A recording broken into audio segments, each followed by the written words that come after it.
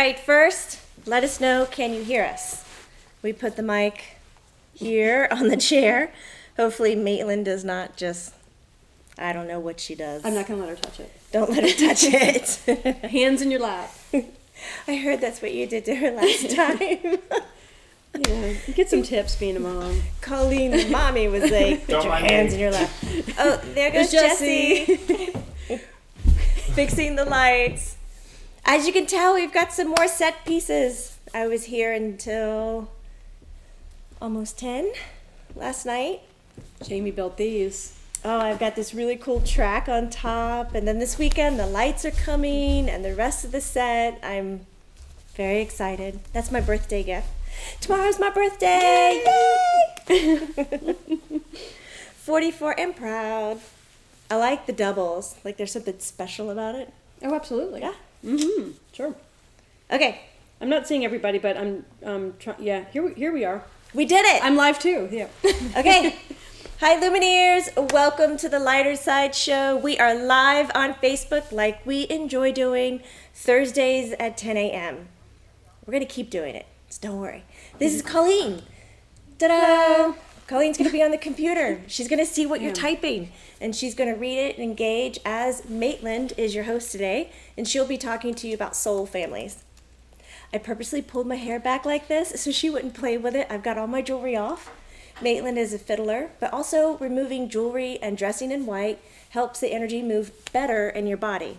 Why? Because everything holds an energy vibration. So those diamond rings from your wedding band or whatever you have, turquoise, has a certain vibration.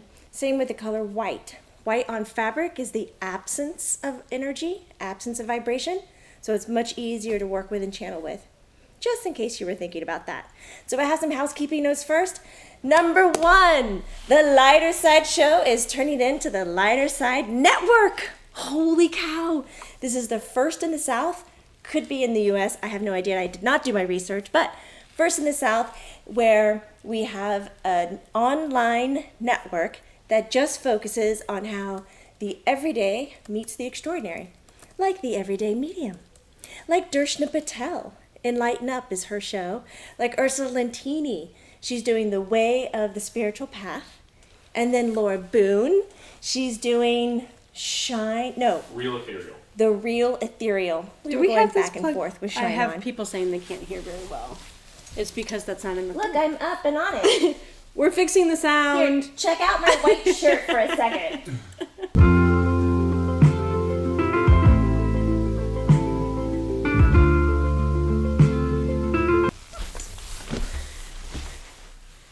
Okay, we're back.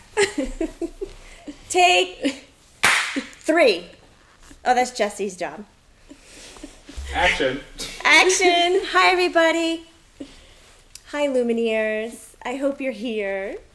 Thank you so much for the patience. I was sharing when the mic was down. I was in the bathroom changing into my whites, and there are so many spirits here that normally are not here. And I didn't know, maybe it was for my birthday, for tomorrow, or if there was just some extra booming whatever. And Colleen's like, of course the camera's down, of course the sound. Oh, it's crazy with everybody, all the spirits here. Fingers to keyboard, please let us know if you can see us, and please let us know if you can hear. We do want to fix those kinds of things for you. We like going live on Facebook Thursdays at 10 a.m. Eastern Standard Time with you guys. We like to engage with you. We want to know what you're thinking, how you're feeling, so please reach out and let us know. Also, if you have any show ideas that you want to contribute, do that. Send us an email. Send us a contact form. You can find us online at the Lighter Side Network.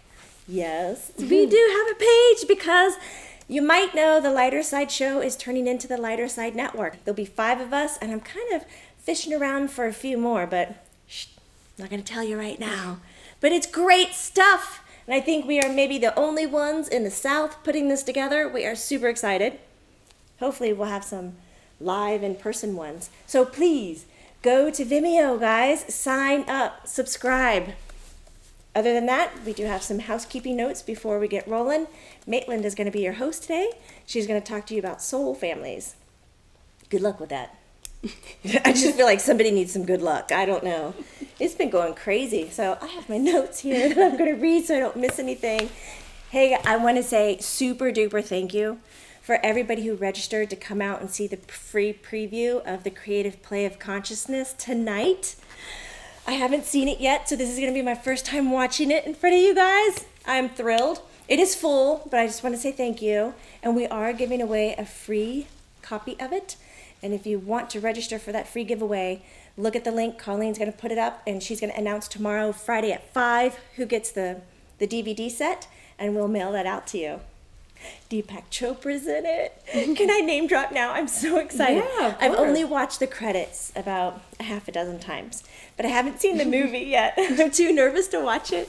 Even Alexander, Neil Donald Walsh, It's a Dean full lineup. Radin, my Rupert Sheldrake. We're going to go on a date one day. I know it. It's just, my husband's going to have to deal with that one. I don't mean it like that. We have classes in person coming up. Sorry they're not online, but one that we have is Spiritual Tools to Talk, and we're going to do that on April 29th. It's a Saturday class, so if you're here in the South, come on by. It's from 9 to 2, and it's strictly hands on the tools. We're not going to talk about I am a singular person. I forget sometimes. I'm not going to talk about your belief systems or what to do kind of in your head, but it's like, how do I get my hands on the Ouija board? How do I manage a talking board? Pendulums, we're going to make our own. Dowsing rods, we're going to make our own. We were going to practice tarot. We're going to practice scrying. And if there's some free time, we're going to do some more arts and crafts because I love a hands-on classroom. In-person classes, February 9th, my nonprofit, the Love and Light Institute, has a give back. Give backs are at low cost, so $10. Come and join me for an hour and a half. We're going to talk about, is it imagination or intuition? So am I intuitive or am I imagining it? I think it's your imagination. Is it your imagination? I'm just kidding. I'm so gullible right now because my head is like, crap. I'm just messing with you, Jamie. Technology and me need to have a new relationship. I won't mess with you. Thanks. There are a lot of spirits here right now. It's so ridiculous. We have public channelings. The next one is February 17th. That is also in person. But guys, I'd like to hear from you. Do you like online things like this? Because we can put public channelings on Facebook. We can also put them on Learn It Live. What are you thinking? We'd like to know what you're thinking. Let us know. All right, let's get out of here. We also have our intermediate and advanced classes coming up on Learn It Live. If you want to dive deeper into the things that you already practice every day, I'd love to have you in class. Ultimate goal for the advance is learning how to channel. And I want to say a big thank you to all my basic mediumship people, especially for hanging in there with a little bit of technical difficulties that we're going to catch up with tomorrow at 10 a.m. on Learn It Live. So I'll see you one more time for a little bit on my birthday. My daughter's like, I think we all know it's your birthday tomorrow. I was like, I only got one day out of the entire year that I get to annoy you guys. You're that allowed. It's my birthday. Oh, Yeah. I'm working it at my house. I'm drilling it in. Okay, for those of you who are sensitive or can see energy, if you're sensitive, you might feel a shift. Even where you are, though we're not in the same room, but you are connecting to us through video and through sound, and that has vibration as well. And if you are seeing energy or practicing energy, check out this side of my body. See if you can see some lights or warpness from the background. And I will see you guys later. Bye. Bye, Jamie. Bye. Bye, Jamie. Let's see if this goes okay. Nothing's going to blow up, right? I feel a Everything's really gonna- kind of like whirlwind of Right? something going on. Can you feel that, Jesse? I feel it. Yeah. I mean, there's like something, it's like, or like 20 Maitlands coming in. It's just like, what is going on? Crash the set. It's really something. No, it's really I something. was here till 10 p.m. last night installing the tracks. No, don't trash the set. I'm not going to let her trust us that. Thanks. Okay, bye, Jamie. Bye. You can keep talking to him. How's that? Look at that. All excitement, right to yawning. It's the way my body adjusts energy.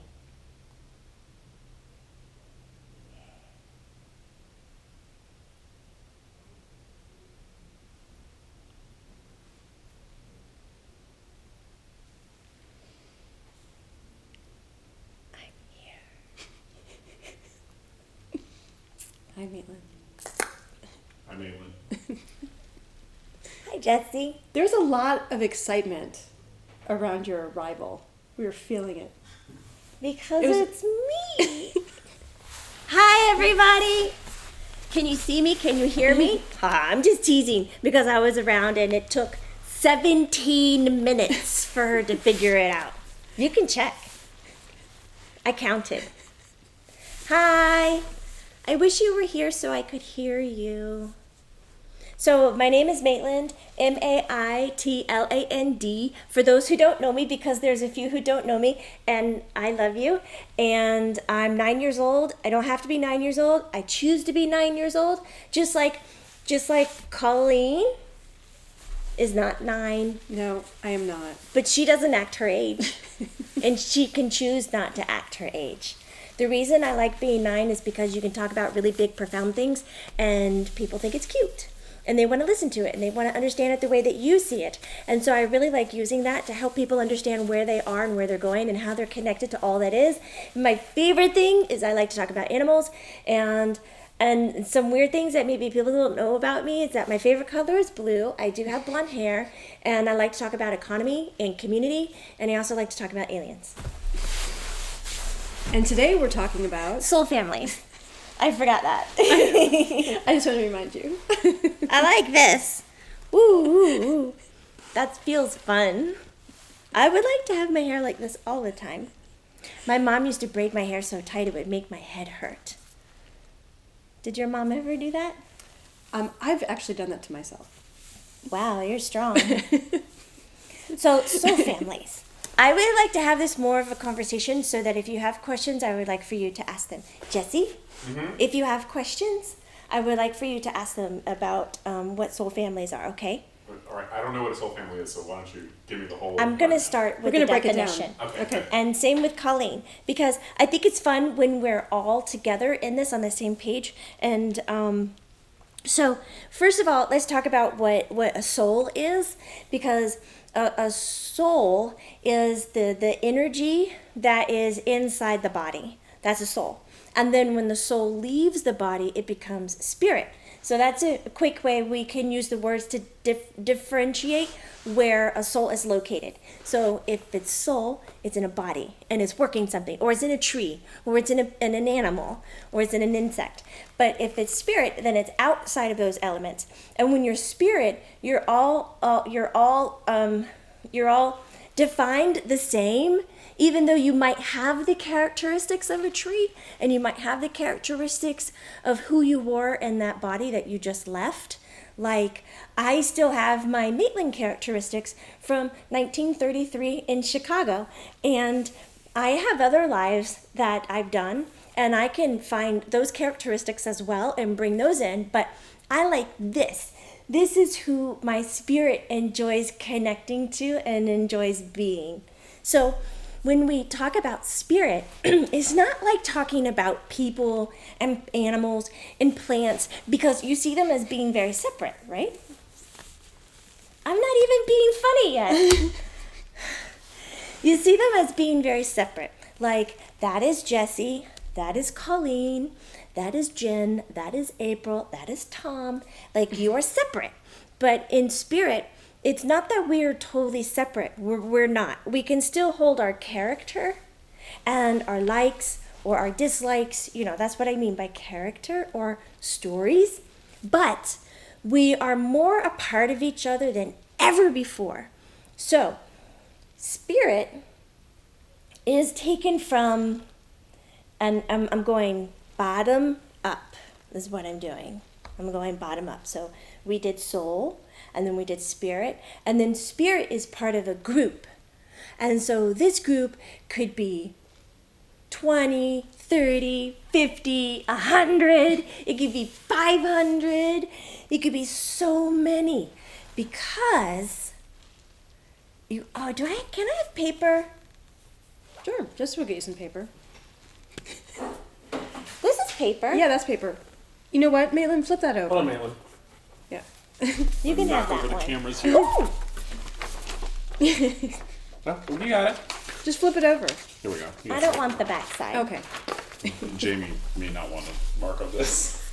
I don't want to get in trouble. Because when you're a spirit, you're a part of a group.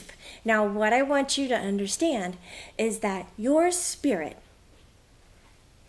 even if it's Tom's spirit, Jen's spirit, Jamie's spirit, that spirit can connect to all the other lives that you chose to live. Let's say you chose to live 5 other lives or 100 other lives, because nobody's telling you how many you can choose or not choose, because you are definitely free willing your own choices. I thought that was funny. I like it. Free willing.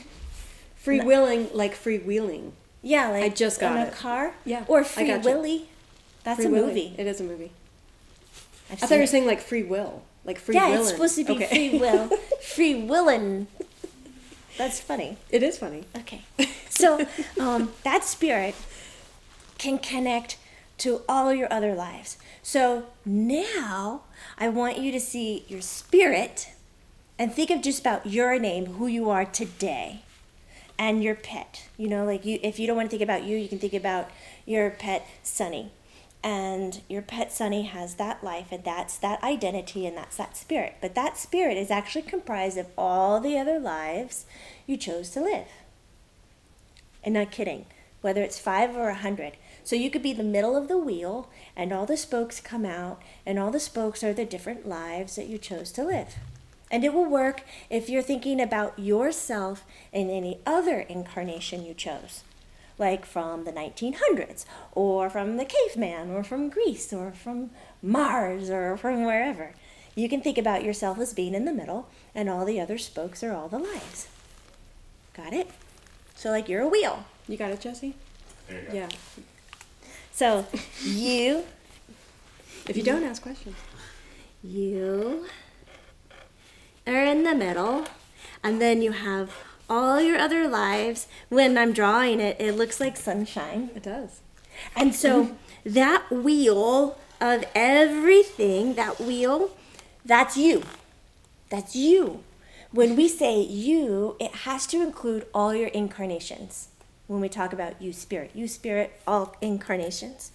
Because this you is tied up in a group. But you know, this is where it's going to get hard. So you ask questions, okay? So let's say now we have Colleen, Colleen.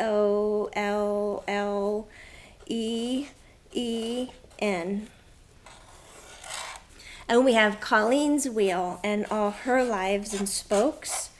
But she's in my family. She's in my soul group. My soul family and my soul group, those are words that can be interexchanged. Mm-hmm. I have a question. Mm-hmm. And so can these two definitions be used interchangeably? Soul family or spirit family? Yes. They can. Okay. I just wanted to clarify that, because so your spirit, and really from what you're explaining and what you said earlier, I would think of us calling it more of a spirit family would be more of the proper way to say it. That would be an easier way to identify that we're talking about souls that don't have bodies. Okay. Okay. And so you could have 30 or 40. Do you see? But now I have to explain another layer. What if, I don't know how to draw the picture. What if the spokes in your wheel, one was bent? And so there you are in the middle, and the spoke comes out like this. I don't have any more pins. But imagine there's more spokes, but then this one is bent. It is bent down. And this spoke, that one incarnation that is you, is actually in a different soul group. Spirit family. I'll follow Colleen's lead. Spirit family. Because one incarnation of you that you're choosing to do can be in a different spirit family, because it could be an agreement or something that you designed or made to do. Traditionally, spirit families go together, whether it's 5 of them or 100 of them. Some will stay behind in spirit, and some will come down to be souls on earth or souls in other dimensional planes and play out their lives to learn agreements or lessons or remembrances, whatever you want to call it.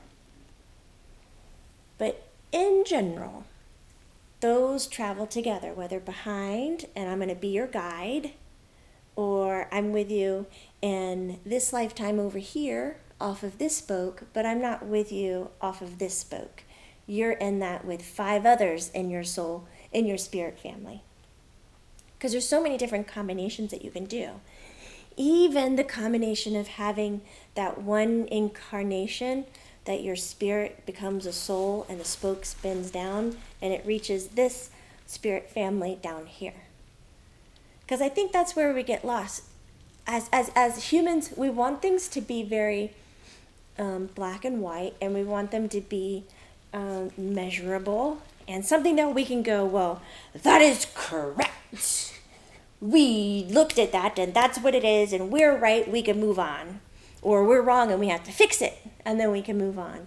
But when we're talking about energy and kind of why we have these divisions to begin with, it's all about connecting to people.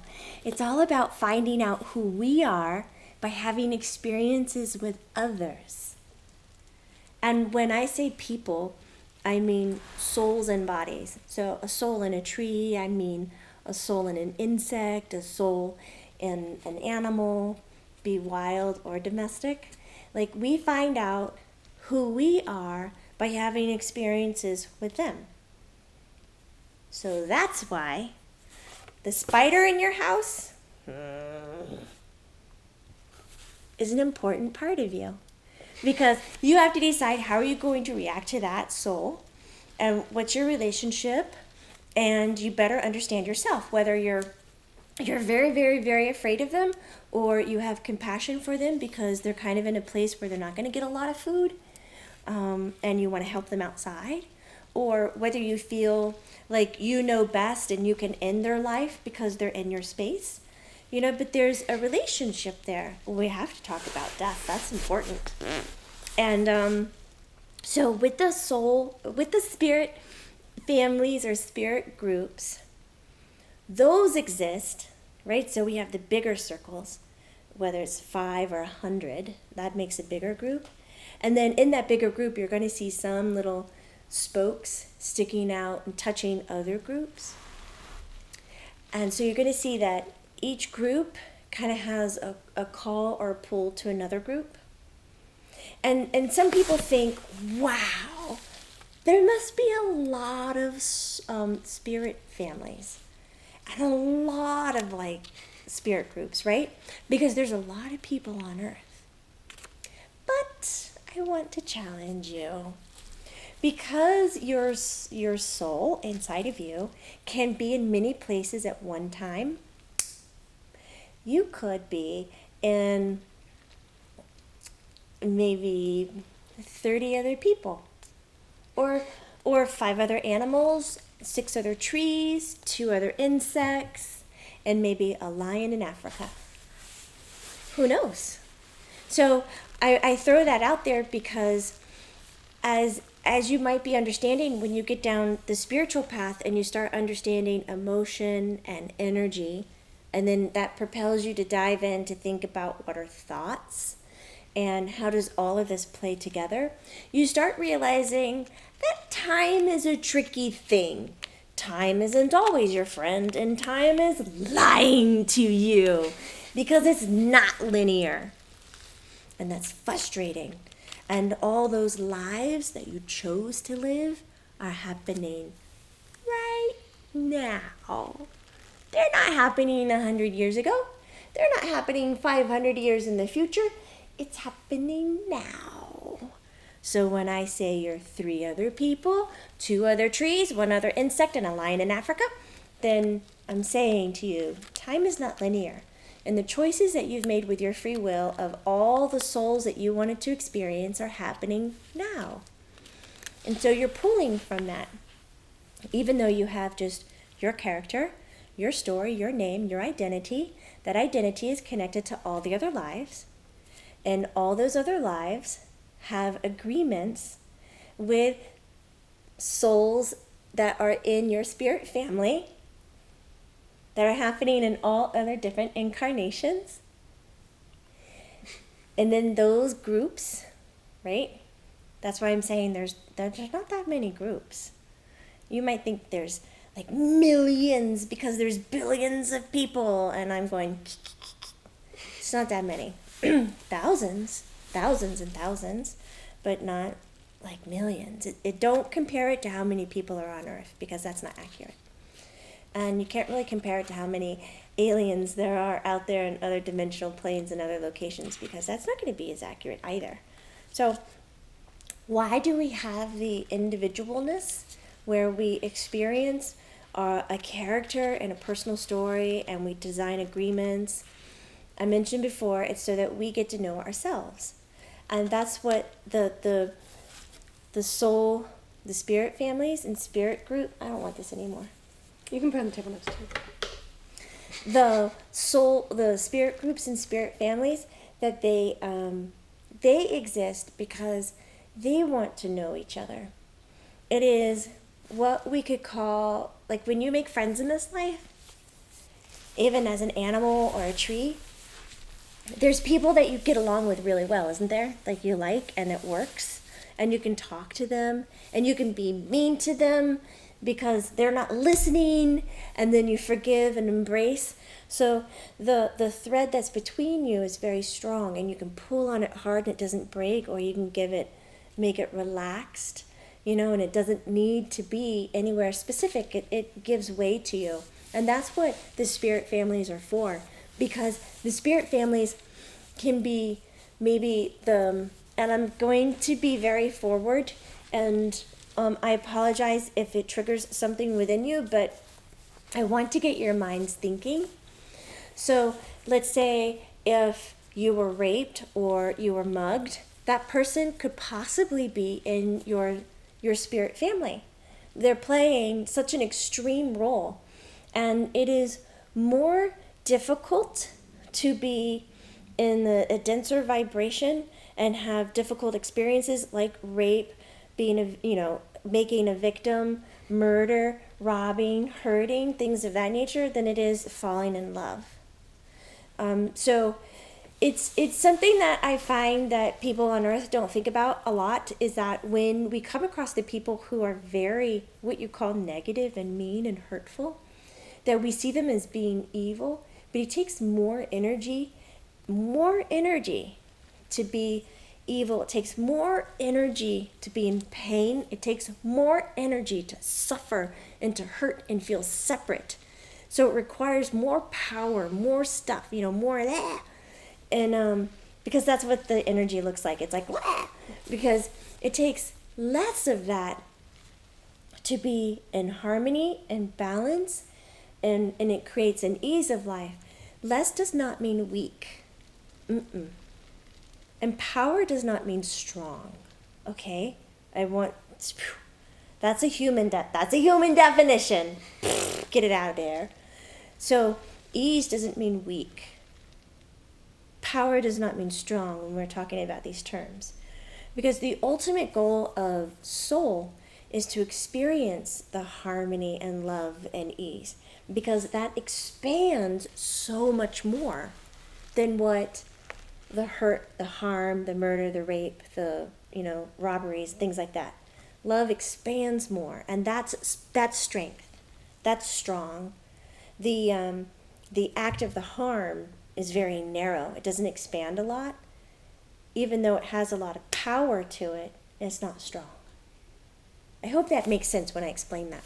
So most of the time, when you're having those things where you're getting hit by that bit of, ouch, I didn't like that, that was awful, those people or animals are in your spirit family.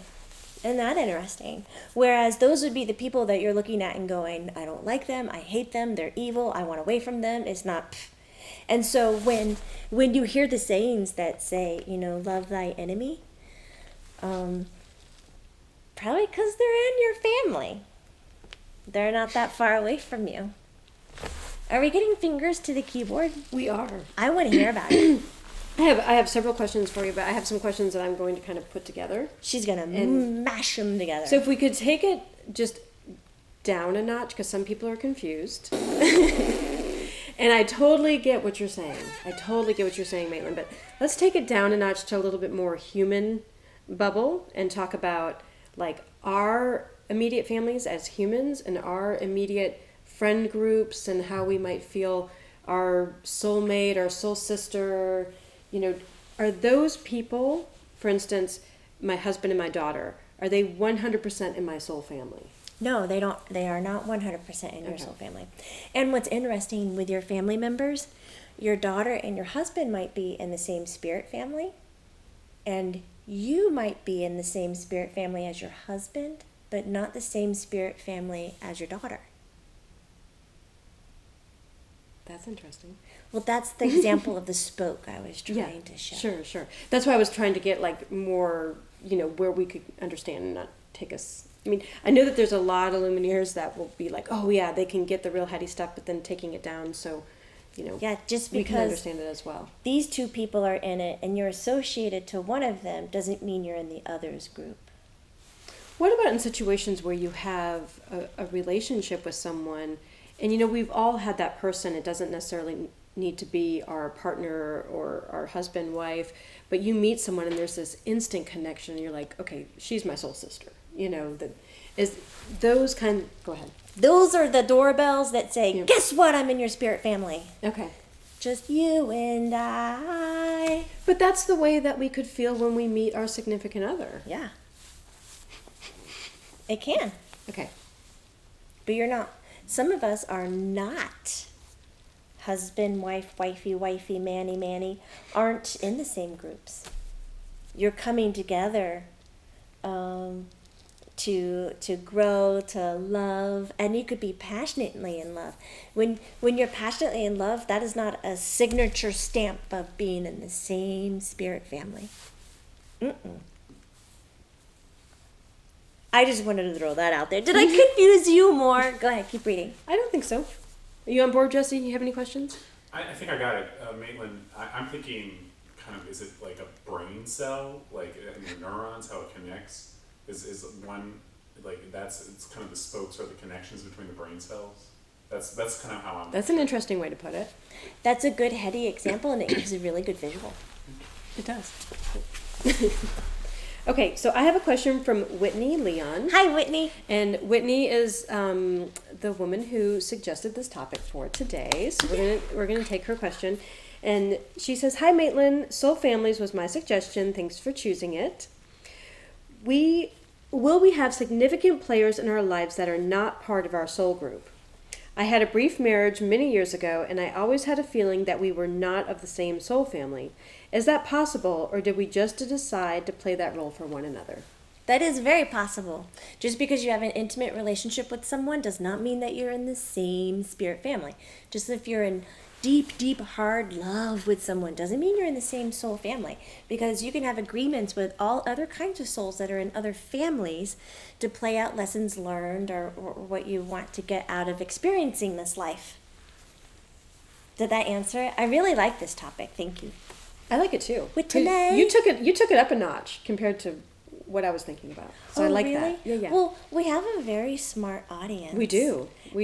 And I think that one of the things that I really love about doing things like this and having this kind of format is that we don't have to talk about all the things that we can find in books and that we hear in lectures that talk to the group as a large. Mm-hmm. Like, it's time to get to the details. I like the details. Okay, I have a question from Colleen Italiano Mueller. Italiano. I like that. Hi, Colleen. Hi, Colleen. Colleen asks, can you know when you have met someone in your soul family, and how do they feel familiar? Yes. You can consciously identify when you've met somebody in your soul family because you feel like you already know them. So it could be like deja vu. There could just be something kind and attractive about them, but you can't put your finger on it. It could be you meet someone and then they're stuck in your head for a little while, but they didn't do anything spectacular to be stuck in your head. It was just like, oh, that person behind serving me the coffee, they were really neat. And you just kept wanting to talk about or engage with them. So it could be something as subtle as that. And then there's also times, Colleen, where you can see somebody from just across the way or even on TV and just go, I know you. And I don't know why I know you, but I know you. And so it's those, what you would call on earth, those crazy thoughts that have no validity in a book or something that you had information on previously that shows up like that. You call it crazy, but that is a sign too that you would know that person. And then Colleen, there's sometimes where I can cuss, can't I? Oh, no. Can we cuss on Facebook? I don't know. A mean person? Yeah, just call them a mean person. Okay. Yeah. Will you come across a mean person and then they stay in your life for a very long time and they're just causing conflict. And they just have it out for you. They just want to attack you and cause conflict and throw rocks and marbles in front of your feet and tacks and things like that. And you're just like, I'm just trying to move through my life and be an honest, good person. And they're like, well, yeah, here's some more tacks for you. And then you step on them and it hurts. And you're like, I just don't understand. And you're like, I don't like that person. That person, most of the time, Colleen, that person's in your spirit family because they're providing you with the conflict to give you the opportunity to observe, to change, to rise above, however you want to see it, but to apply your enlightenment on the situation. That's what's so nice about Earth, is that you have those big, broad experiences. Because in other life experiences that you can do, you don't get those kinds of marbles and tacks and meanness and things like that. That just doesn't, those vibrations don't exist there. So it's one of the things that's so special. And even war. I know people are like, what? No, I mean, it makes sense. We always hear that, we're on earth to suffer and to learn lessons. And I mean, I know that there's a lot more than that, but that's not happening other places. It's happening here. This is where the mean people are. This is where the suffering is. Which is, it's funny because when you say it like that, our ears over here go. It's really not funny. Because the definition of the mean and the suffering and the victim and the pain I realize that, only comes from the individual. Mm-hmm. It really is not coming from the situation. It's coming from the translation of the experience. Absolutely. The you. It's hard to get past that sometimes. There is no suffering and there is no meanness and there is no hurt, no victim, no war. It's what you choose, how you choose to react to it. And I even mean that to the very extreme examples that you can think of in your head right now. And then you can go, whoa, Maitland, that's different. And that's okay to be different right now. Because the further you get down the path of energy and start to really make a relationship with it, what I'm saying right now will sound, so doable, kind of common. But to hear it for the first time is like, no way, I'm out of here. That guy who raped me, I hate him. He is horrible. He's supposed to die. Yeah, I agree about breaking of boundaries and things like that. But the suffering and the way that you experience it comes from you. That I will stand by, even though some people are like, no. I just encourage you. We're still friends and I love you. But get to know energy a little bit better and how you're experiencing it. And then you can understand the relationships of why we're doing this and why we're in these families and these groups and so forth. You have more questions. I would like to do we have a ton of questions. I like them. I have one more personal question. Okay.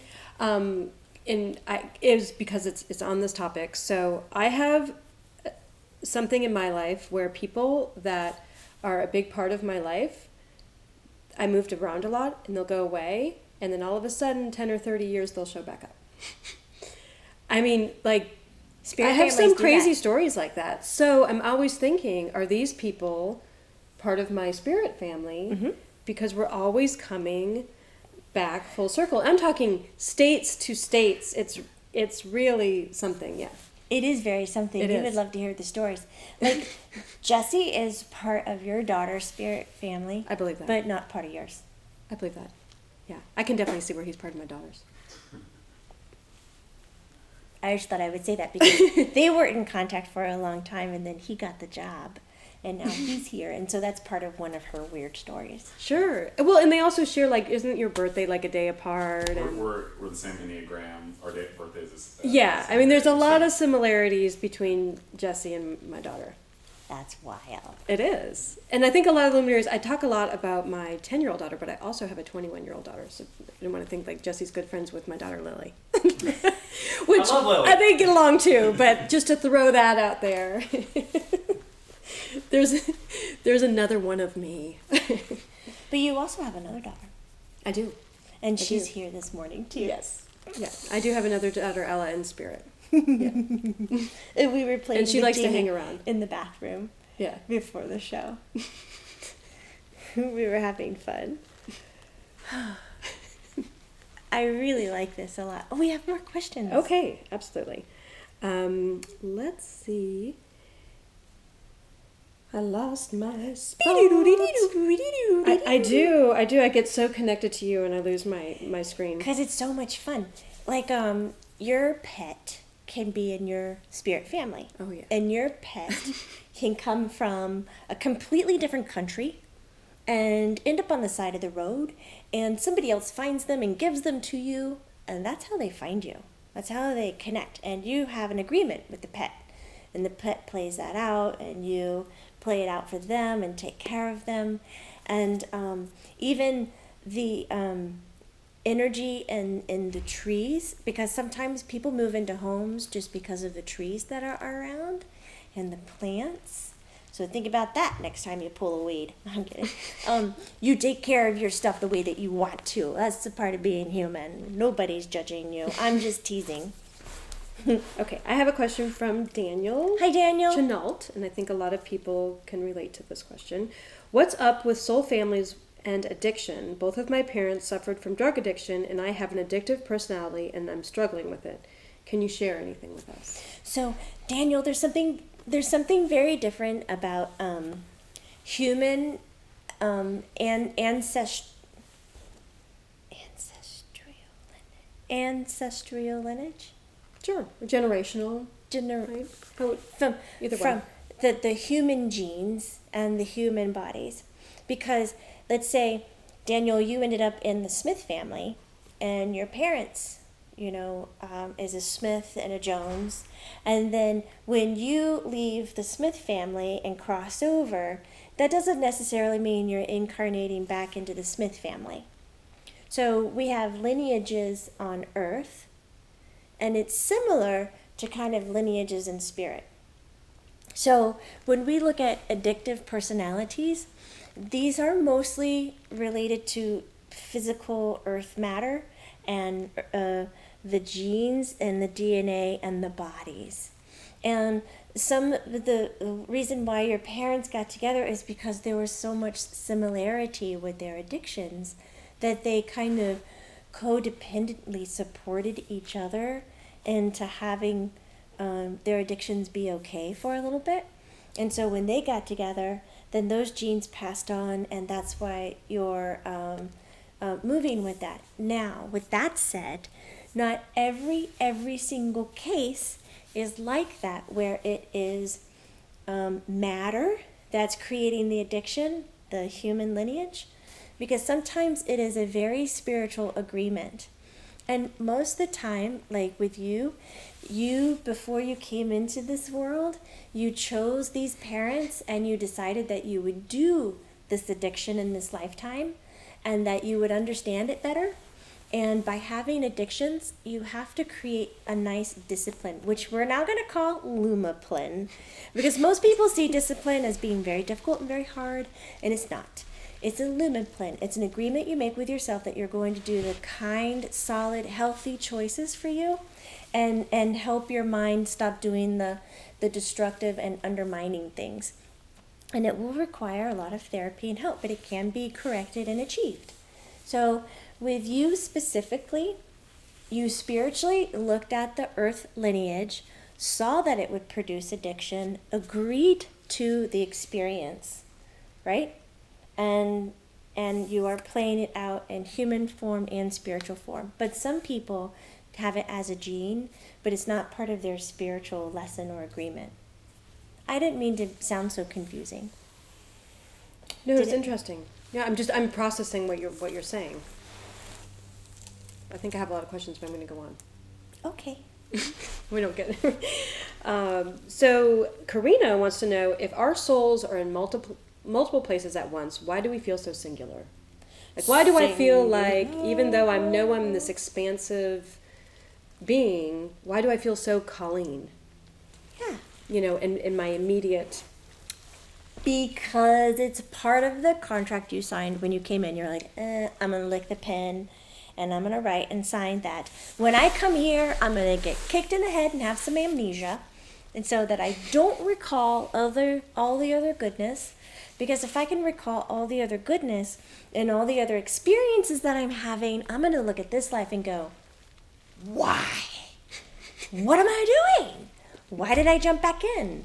That's why people who can remember their other incarnations or have a high empathy or spiritual tend to have more of depression, because they know what the greatness is beyond this world and they don't really want to stay here. And so a lot of them end up taking their own lives so that they can get out of here early. And I kind of don't blame them at all. But it's much easier to have the root feeling of singularity, because then you can focus on the agreements you decided to do in this life. It is a gift. It's nice to have.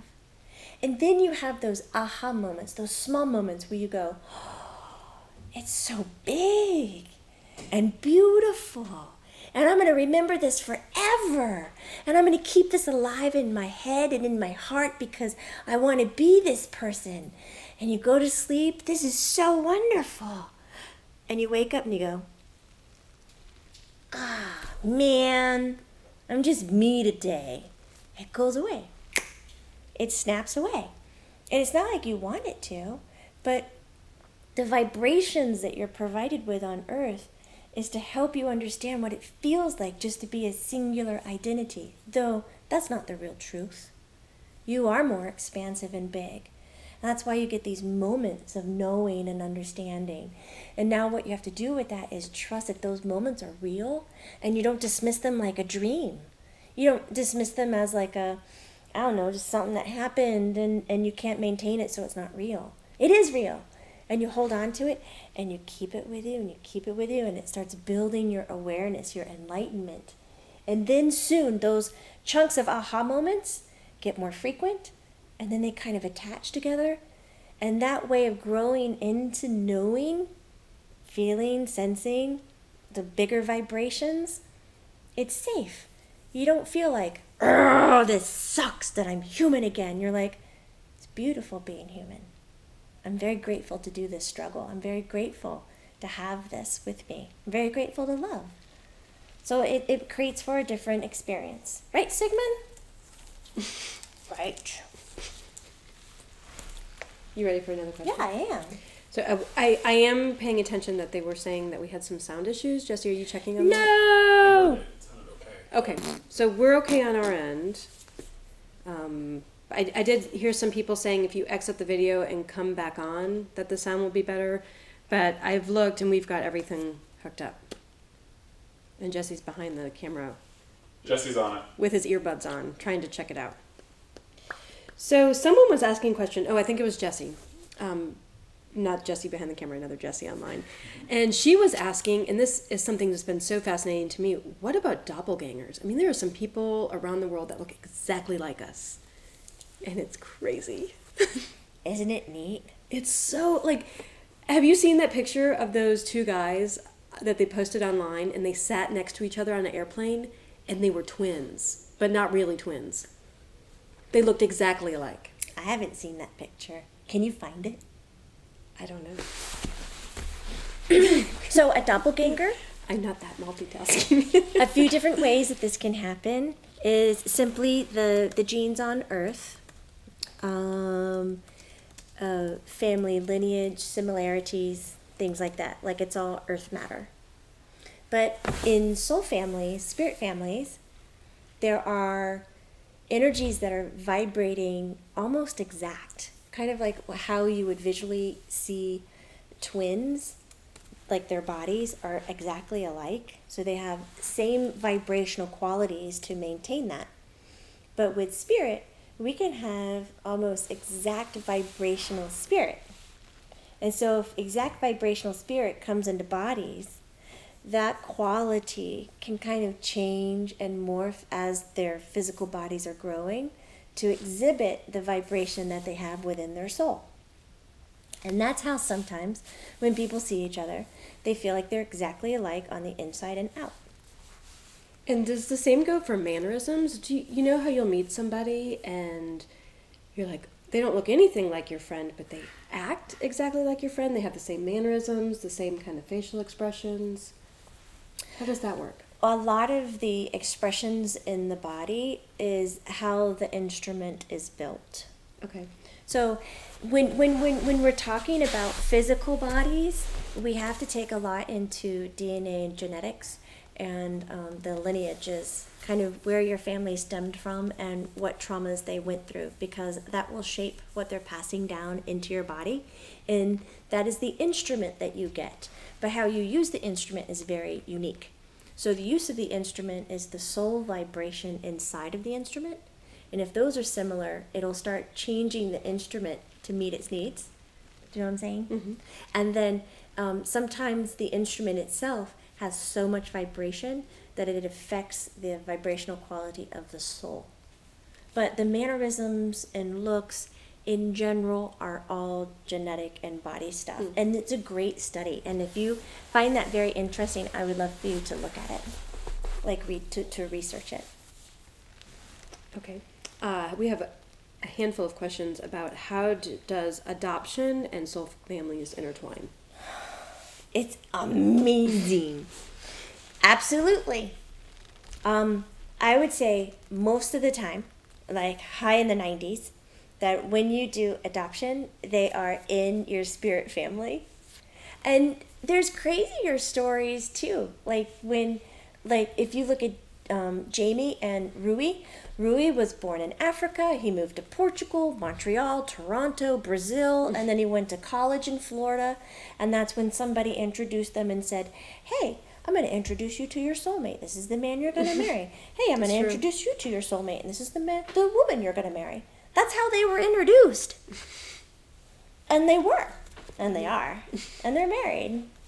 And so, like with babies, I mean, they're born in one location, and then you have to apply. And so, like, there's many people in the works of making sure that those energies get connected. And they get connected, and it's a great fit. And same with puppies and kittens. Chickens? Lizards, cows. I like cows. Go ahead. Okay. Monica Roper has a question. When your soul splits and you are living many different lives, do you ever glitch and feel or see the life from the other one? Oh, I like it that you call it a glitch. That's what I think of when you glitch. Yes, and you call that deja vu. So a lot of times when you're having deja vu or you're feeling something that's similar or the same, it is because you have done it before, and most likely you are doing it in another lifetime at the same time you're doing it in this lifetime. So yes, you can glitch. And we don't want to, can we call it something else? Besides a glitch? Yeah, because glitch sounds like something that you have to repair. And I would say don't repair that, because I think that's very neat. And I would say if you are able to do that, then you're already at a certain vibration, or you want to call it enlightenment, whatever you want to call it, that you can engage in your other lifetimes. Then I would enhance that. Because you're in a position where the work you're doing in this life is heavily going to influence the work you're doing in all your other lifetimes, right? Because no matter what life you're living, you're in the center of the wheel. It's just perspective when you're looking at your own lives. And then the work that you're doing is going to come down those spokes, those different incarnations, And that knowledge is going to spread. So you're constantly getting better across all your lifetimes. So the glitches are... It's almost like those glitches. I know in my experience, when I have deja vu, it makes me pause. It's almost like it's not a glitch. It's this really millisecond pause that goes, whoa, what was that? So every time we have deja vu, that's what's happening? Yep. Wow. That's interesting. That explains a lot. Okay, so Jessie has told me that we have 5 minutes. No, we don't. Maitland wants another, how many? 2-3 hours? Mm-hmm. Yeah. That'd be great if we could do like a 4-hour Facebook Live. Maitland Marathon! We've got 5 minutes. And so I am going to take 2 more questions. What is time, really, Colleen? I know. In the context of us right now, that's what's going on. Okay. Okay. So we have some people asking about family constellations. Can one do family constellations with their soul family?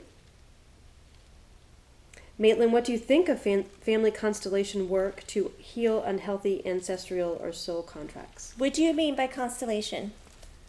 I think that's a term that's used, like constellation work. You're not familiar with family constellation work? We can move on and have them. Will you provide us a link? Yes. For family constellation work? Okay. So what about if you've lost a child, either through, this is from Sydney. Hi, Sydney. Either through miscarriage or abortion. I think she's talking about if you lose a child before they're with you in this lifetime, you know, when they're still with your body. Does this soul of that child come back the next time you get pregnant? I had dreams that make me curious. Most of the time, absolutely yes. Because when you're going to miscarry, have an abortion, have a stillbirth, that spirit who is working its way to be in the body that your body is making. That's Jamie's ringer. Jamie's phone's ringing. And like we can't see ourselves. It's really it's funny. interrupted the video. That's very funny. Mom. Okay. Mommy. All right. Mama. Jamie's phone was ringing and we've got cut off. So keep going. So the baby, the spirit that is going to incarnate into the baby in the belly, whether it doesn't form properly and it has a miscarriage, or you have to abort it for whatever reasons, or it's a stillbirth, or it just doesn't survive, that spirit knows. It knows it's going to happen. And that spirit is there to help you process the experience. It's not cramming in there and experiencing the death and the suffering and all this. It's not necessary for that to occur. Like, we experience that in other ways. Like, we can go into bodies where we pass away when we're 6 months old with SIDS or leukemia at the age of 5, or, you know, it just doesn't. We have other ways of experience crossing over and passing. We don't need to do it before the body is actually formed and can sustain life. So we already know, and a lot of times we come up next to the body and we stay with the mom and we help the mom through everything. And then when the mom has the birth that actually happens, we're considered first in line. Unless we're nice and we're like, kid number 2 really wants to come in, and we work our agreements and we're like, okay, sister or brother, you can go next, and then I'll catch the next one. Because we're aware of the conception timing that you have in your lifetime, so we can line up to fulfill the family agreements and help out that way. So yes, because I've met a lot of my friends who worked with mommies that had a hard time getting pregnant, and they had like 4, 5 miscarriages. And he was just so patient. He waited through every single one, and it was like the 6th or something that she had the baby, and premature, and had to go to the hospital for a long time, but he made it. And he was so happy. It was him every single time. So yes. Okay, I think we have one last question. No, I know this question. I'm going to ask it. And it could be a whole episode. So I'm going to ask you to do your best. Oh. And to make it really short and simple and help us understand it. Okay. Because I know you can do that. You don't have to hang your head. This is a wonderful challenge. Okay. So, can you explain reincarnation and soul families? Can you switch soul families when you reincarnate? Yeah, that's the spoke I was talking about. Okay. That's the spoke. See? Somebody already was asking, and I was explaining it earlier. Yes! You're in this spirit family, and you and that spirit family has 10 incarnations. But one incarnation, boop, the spoke is down here because it's touching this spirit family. That happens a lot. This was so much fun. I feel like we could do easily part 2 of this episode, if not just another segment that has a lot of this information. I know that you were sending me links on the family constellation, and we will definitely look into it. I think it's time to go. I really had a good time, and I thank you so much for being here and watching. And I'll see you later, alligator. After a while, bye. I'll see you soon, baboon. Come on, Jesse. Bye, Maitland. That is not playing a game. Bye, butterfly. Cut it loose, mongoose.